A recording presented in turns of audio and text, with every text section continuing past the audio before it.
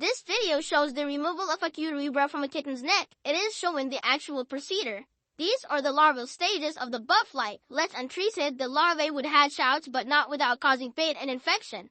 Some of the larvae has been known to migrate to the brain, causing long-term nervous system issues. It's pretty awesome. Some of the kittens are not gaining well from Channel alone, so they get supplemental feedings a few times a day. Prida screams for her milk and is frantic to drink.